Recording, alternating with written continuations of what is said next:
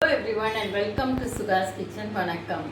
So இன்னைக்கு நம்ம reorganise பண்ண அந்த ஷெட் ரூமு க்ளீனாக நல்லா பெயிண்ட் அடிச்சு இருக்கு. அங்கே நான் பொடியெல்லாம் அரைக்க ஆரம்பிச்சாச்சு. ஸோ இப்போ அரைச்சிருக்கிற பொடி வாங்கி பாத் பவுடர்.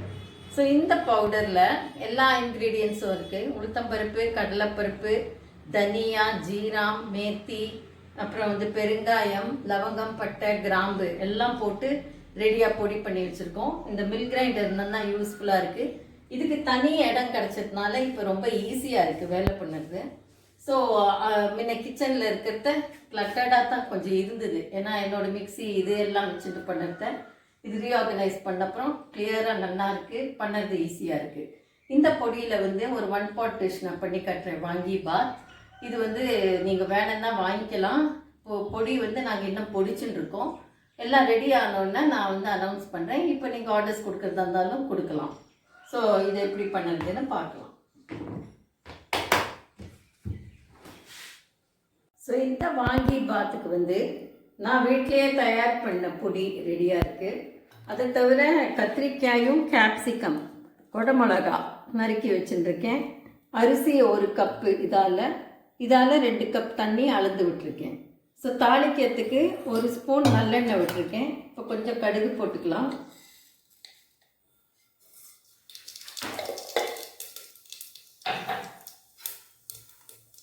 கடுகு வெடிச்சதும் கொஞ்சோண்டு கருவேப்பிலை, அப்புறம் இந்த கத்திரிக்காய் அண்ட் குடமிளகாய்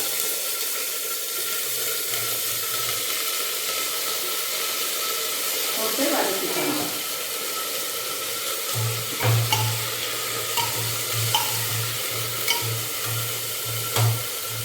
உங்களுக்கு வேணும்னா நீங்கள் வெங்காயம் போட்டுக்கலாம். பட் நான் வெங்காயம் போடலை. பிகாஸ் இந்த பொடியில் லவங்கம், பட்டை, கிராம்பு, ஏலக்காய் அந்த மாதிரி மசாலா வச்சு அரைச்சதுனால வாசனையாக இருக்கும். ரொம்ப எல்லா இன்க்ரீடியன்ஸும் போட்டால் இன்னும் ஜாஸ்தி ஃப்ளேவர் கொடுக்கணும் கிடையாது. ஸோ இந்த அளவு இந்த இன்க்ரீடியன்ஸ் ஸ்பைசஸ் இருந்தால் அதோட லெவல் கரெக்டாக பேலன்ஸ் ஆகும்னுட்டு இதை வதக்கி இந்த பொடியும் 2 ஸ்பூன் போட்டு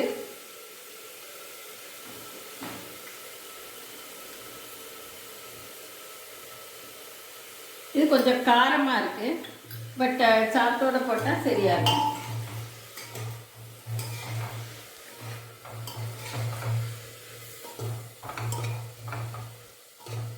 நான் இந்த பொடியில் கொஞ்சோண்டு உப்பு போட்டிருக்கேன். பிகாஸ் ஒன்றுமே போடாய்க்கு பண்ண வேண்டான்னு. பட் நீங்கள் சாத்துலேயும் அந்த பொடி போடுறத கொஞ்சம் உப்பு உங்களுக்கு ஏற்ற மாதிரி, உங்கள் ஃபேமிலிக்கு எப்படி வேணுமோ அந்த மாதிரி போட்டுக்கலாம். மஞ்சள் பொடியும் இதுலேயே கலந்துருக்கேன். ஸோ மஞ்சள் பொடி தனியாக போடணும்னு அவசியம் கிடையாது.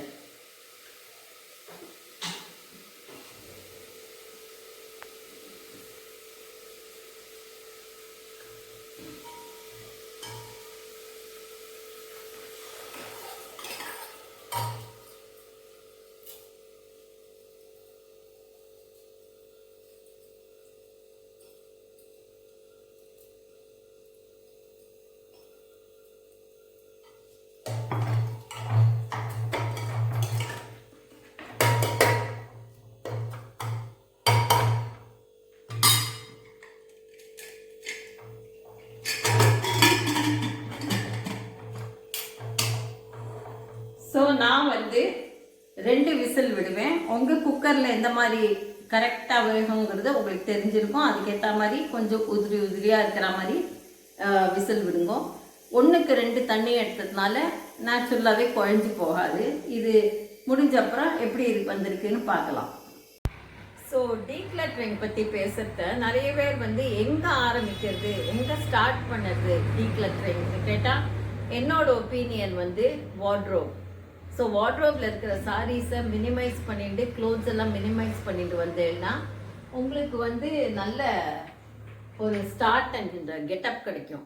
ஏன்னா இந்த வார்ட்ரோப் கலெக்ஷன் தான் ஜாஸ்தி டைம் எடுக்கிறது. அதை லாண்ட்ரு பண்ணி மடித்து வச்சு வாஷிங் லோட் போட்டு ட்ரை க்ளீன் பண்ணி அதுக்கப்புறம் எண்ணெய் போட்டுக்கிறது, எண்ணெய் உடுத்திக்கிறதுன்னுட்டு ஒரு டயர்ட்னஸ் வந்துவிடும் டெசிஷன் பண்ணுறதுக்குள்ளேயே. இந்த வார்ட்ரோப் உங்களுக்கு மினிமைஸ் பண்ணி டவுன் சைஸ் பண்ண முடியுமா, ரொம்ப நல்ல உங்களுக்கு ஒரு ஸ்டார்ட் அப் கிடைக்கும் ஃபார் டீக்ளட்டரிங். என்னோட ஒப்பீனியனில் ஃபஸ்ட்டு ஸ்டெப் இன் டீக்ளட்டரிங் வந்து வார்ட்ரோப். வார்ட்ரோப்பில் என்ன இருந்ததுன்னா நிறைய அட்வர்டைஸ்மெண்ட்ஸ், ஃபெஸ்டிவல்ஸ், ஃபங்க்ஷன்ஸ் எல்லாம் வரத நம்ம ஏதாவது புதுசாக உடுத்திக்கணும்னுட்டு ஆசைப்பட்டு வாங்குகிறோம். பட் அப்படி நீங்கள் வாங்கினேன்னா ஒரு 2 புடவையை நீங்கள் டிஸ்போஸ் பண்ணுற மாதிரி வச்சுக்கணும். இல்லைன்னா கலெக்ஷன் ஜாஸ்தி ஏண்டே வந்து உங்களுக்கு அந்த டெசிஷன் ஃபெட்டி டயர்ட் ஆக்கிடும். செகண்ட் ஸ்டெப் டீக்ளட்டரிங்கில் வந்து கிச்சன். ஸோ கிச்சனில் வந்து நிறைய வச்சுட்டா நமக்கு ஈஸியாக எல்லாம் முடிஞ்சு போயிடும். யார் யார் என்ன கேட்குறாலோ குயிக்காக பண்ணி கொடுத்துட்றோம்னு நினச்சிக்கிறோம். அந்த மாதிரி நடக்கவே நடக்காது. கேட்ஜெட்ஸ் வந்து ஸ்பேஸ் ஆக்கியபை பண்ணுறது மாத்திரம் இல்லை, நம்ம டைம் அண்ட் எஃபர்ட் ஜாஸ்தி வரும் கேட்ஜெட்ஸில். அன்லெஸ் கேட்ஜெட்ஸ் வந்து அதுவே தானாக ரன் பண்ணிட்டு நமக்கு டைம் சேவ் ஆகும், நம்மளோட ஹேண்ட்ஸ் ஆன் வேலை வேண்டான்னா தான் அது யூஸ்ஃபுல். ஸோ ஒரு கேட்ஜெட்டில் உங்களுக்கு 4 ஃபங்க்ஷன்ஸ் பண்ண முடியும்னா அந்த ஒரு கேட்ஜெட் வச்சுக்கோங்க. தனித்தனியாக ஒன்றுத்துக்கும் ஒரு கேட்ஜெட் வச்சுக்கிறது வந்து time consuming and energy waste, நம்மளோட வாஷிங் டைம் இது எல்லாமே ஜாஸ்தியாகும். ஸோ ஒரே கேட்ஜெட்டில் ஒரு 4-5 ஃபங்க்ஷன்ஸ் பண்ணுற மாதிரி வச்சுக்கிற கேட்ஜெட் தான் உங்களுக்கு யூஸ்ஃபுல். இல்லைன்னா செல்ஃப் ரன்னிங் கேட்ஜெட்ஸ். ஸோ இந்த கேட்ஜெட்ஸ் அண்ட் கிளட்டர் கிச்சனில் வந்து கம்மி பண்ணினேன்னா அந்த எஃபிஷியன்சி வந்து ஜாஸ்தியாகும், ப்ரொஃபிஷியன்சி ஜாஸ்தியாகும், அண்ட் அந்த கிளட்டரும் கொஞ்சம் கம்மியாகும். ஸோ இதை ட்ரை பண்ணி பாருங்க. இது second step. Third decluttering step வந்து ஹோம் டெக்கர். ஸோ நான் எப்போவுமே இது கார்பெட் வந்து ட்ராபிக்கல் கிளைமேட்டில் அவசியமே இல்லை. ஒரு சீசன்லேயும் ஒரு மாதிரி அதுக்கு வந்து நம்ம பராமரிப்பு பண்ணணும். ஸோ அது இல்லாத இருக்கிறது நல்லதுன்னு சொல்லியிருக்கேன். ஸோ ஹோம் டெக்கர் வந்து சிம்பிளாக நல்லா வச்சுட்டா நமக்கு வந்து வேலை ஈஸி அண்ட் டஸ்டிங், கிளீனிங் எல்லாமே easy. Clean home, clean floor, clean surfaces, அதுவே வந்து நமக்கு ஒரு பீஸ் ஆஃப் மைண்ட், காம்னஸ் எல்லாம் கொடுக்கும். வந்து போகிறவாளை இம்ப்ரெஸ் பண்ணுறதுக்கு வேண்டி சாமானை வாங்கி டெக்கரேட் பண்ணுறதுங்கிறது வந்து ரொம்ப வேஸ்ட்ஃபுல் எனர்ஜி. ஸோ இது வந்து என்னென்னா நிறைய வீட்டில் வந்து டிஃப்ரெண்ட் தீம்ஸ் வச்சுட்டுருக்கிற மாதிரி செட் பண்ணுவான் வீடை. குஜராத்தி டீம், மகாராஷ்டிரியன், அது இதுன்னெல்லாம். பட் அதெல்லாம் வந்து ஒரு மொமெண்ட்ரி அப்ரிசியேஷன் தான் வரும். அதுக்கப்புறம் அவளும் மறந்து போயிடுவா, நம்மளும் மறந்து போயிடுவோம். ஆனால் நம்மளோட வேலை கண்டினியூ ஆகிட்டே இருக்கும். இதெல்லாம் தவிர்க்கிறதுக்கு, இந்த ஓவர் கன்சியூமரிசம் ப்ரிவெண்ட் பண்ணுறதுக்கு 2 தரம் யோசிச்சு பாருங்க. நம்ம வீடு கிளீனாக, சிம்பிளாக, எஃபிஷியண்ட்டாக ரன் பண்ணிட்டுனா அதுவே ஒரு ஹை மார்க். ஸோ இது வந்து தீம் எல்லாம் பண்ணி நம்ம வந்து நிறைய டெக்கரேட்டிவ் ஐட்டம்ஸ் வாங்கி வச்சுக்கிறதுக்கு பதிலாக ஏஸ்தட்டிக்காக 2-3 ஐட்டம்ஸ். இப்போ எங்கள் காலத்தில் இதுதான் ரொம்ப வருஷமாக இருக்குது. அம்மா அண்ட் மாமியார் பண்ண ஹேண்டிகிராஃப்ட் அண்ட் எங்கள் சன்இன்லாவோட கசின் பண்ண பெயிண்டிங் அண்ட் குழந்தைகள் ஏதாவது பண்ணிட்டுனா அதையும் வச்சுட்டு இருப்போம். அவ்வளோதான். ஸோ 4th ஐட்டம் என்னன்னா டாய்ஸ். ஸோ டாய்ஸ் வந்து என்னாகும், நம்ம வந்து நிறைய வாங்கி இது பண்ணி குழந்தைகளுக்கு கிராண்ட் பேரண்ட்ஸ் கொடுத்து இது பண்ணி எல்லாம் சேர்ந்து போயிருக்கோம். இதெல்லாம் வந்து நீங்கள் ஒரு ஸ்டேஜ் வந்ததும் அது யூஸ்ஃபுல்லாக இல்லைன்னா பக்கத்து ஸ்கூலுக்கோ இதுக்கோ டொனேட் பண்ணலாம். ஸோ என்னோட கிராண்ட் சில்ட்ரன் வந்தப்போ நாங்கள் வந்து கொஞ்சம் டாய்ஸ் எல்லாம் வாங்கி வச்சுருந்தோம். ஏன்னா அவள் ஃப்ளைட்டில் வரத்த ஏதோ கொஞ்சம் கொண்டு வருவா. பட் இங்கே வந்தால் அவளுக்கு ஒரு எந்தூசியாசம் இருக்கும், புது டாய்ஸ் எல்லாம் பார்த்தான்னுட்டு நிறைய டாய்ஸ் வாங்கி வச்சுருந்தோம்.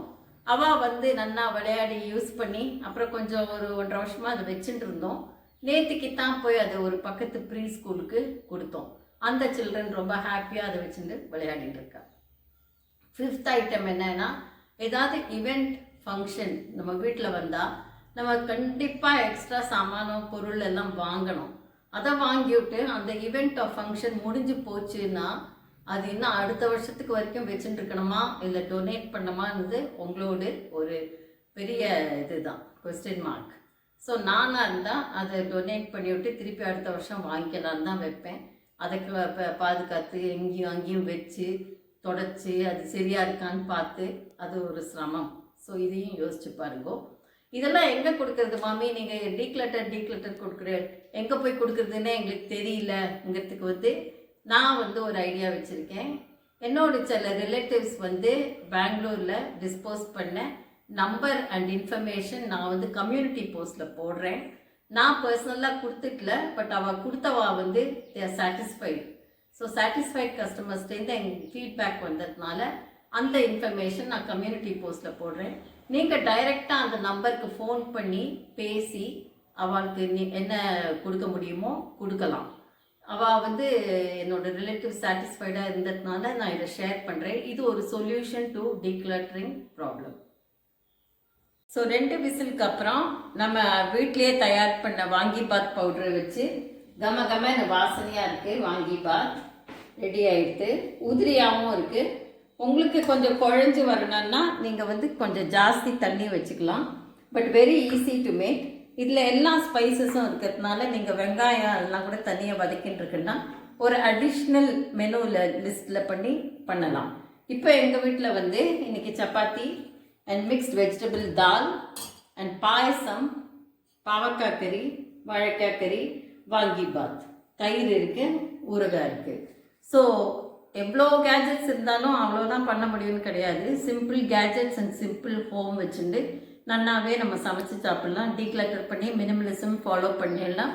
Life will be healthy and beautiful. Thank you. So இந்த வீடியோ பிடிச்சிருந்தா சப்ஸ்கிரைப் பண்ணி, ஷேர் பண்ணி, லைக் பண்ணி, கமெண்ட் பண்ணுங்க. அண்ட் இன்ஃபர்மேஷன் செக் பண்ணுங்க கம்யூனிட்டி போஸ்ட்டில்.